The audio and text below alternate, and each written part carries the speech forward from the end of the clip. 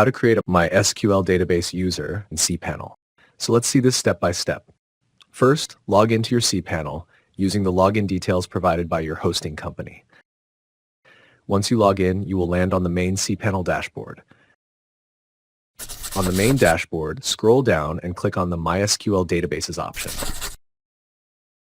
Now you will enter the Databases page. Scroll down slowly until you find the Database User section.